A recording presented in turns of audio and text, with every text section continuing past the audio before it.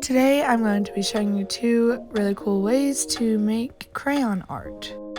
Both of these techniques require almost zero skill and are really easy for anybody to make. This first technique is the scraping technique. So the scraping technique is what I'm going to demonstrate here. So on the top we have a normal crayon pressure, and on the bottom I'm pressing really hard with the crayon to make a really solid color. And I am using a sharp clay tool to scrape away at the really heavy pressured crayon mark, and it ends up making it really smooth, and it takes away like the top layer of crayon, and it ends up looking actually pretty well compared to just coloring like normal.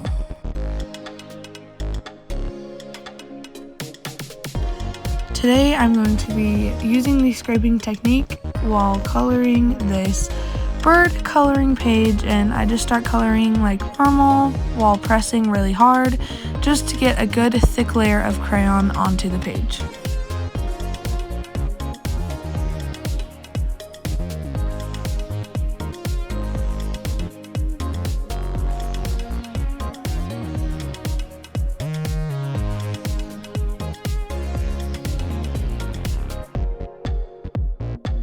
The only skill you would have to have for a coloring page like this would be just to color in the lines, and the scraping part is actually really simple and it works really well and ends up looking really cool.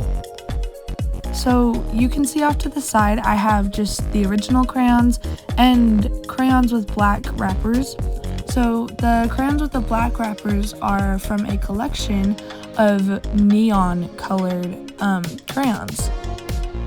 I liked how some of the neon colors ended up looking on the page, but if I were to choose again, I probably wouldn't have used them.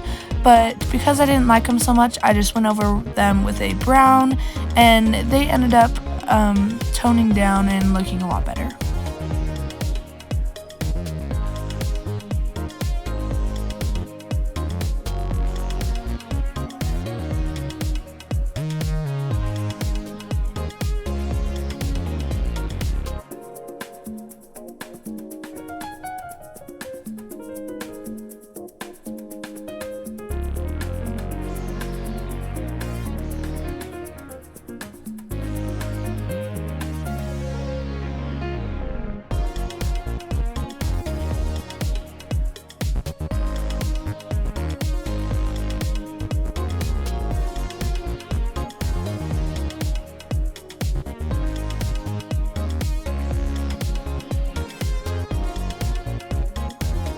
When coloring in these leaves, I'm using 3 different types of greens and overlapping them, and when it comes to scraping off later in the video, having colors like this overlapping actually doesn't work as well.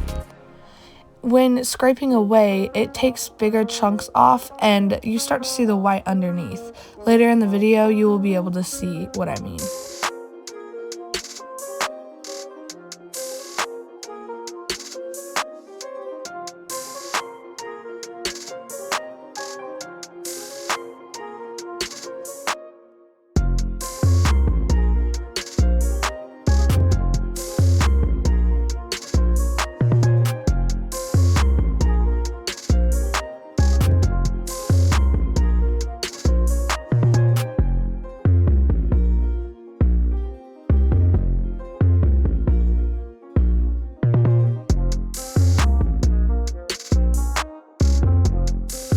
So, I accidentally didn't notice that the storage was full, so that's why you missed me coloring in the background and I'm already scraping away.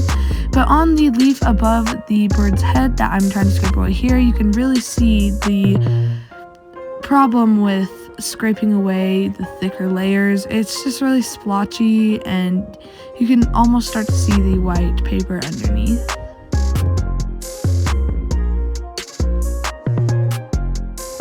I thought that coloring would be the least fun part of this project, but actually scraping away took a lot longer and it was a lot harder than I was expecting. So just keep that in mind as you are wanting to do this.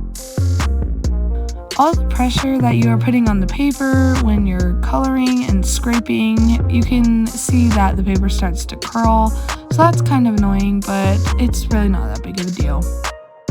Also, I had a really big problem with trying to get all the little extra crayon bits and pieces off of the paper.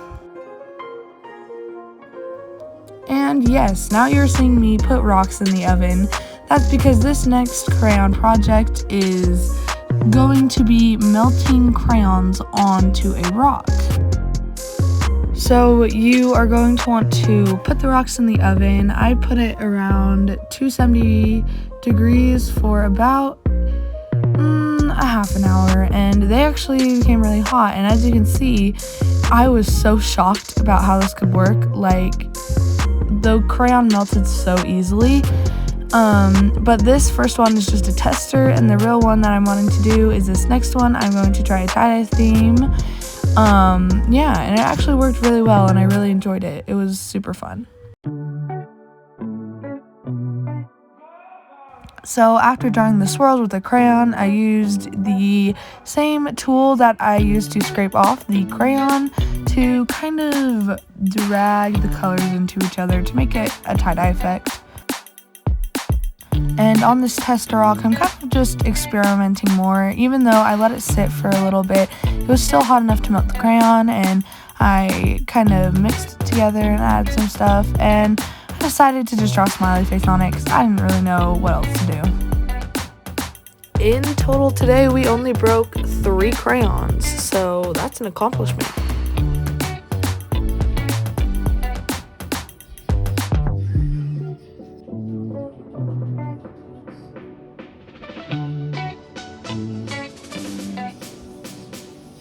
Even though the tester rock is kind of ugly, I guess it should get some time to shine.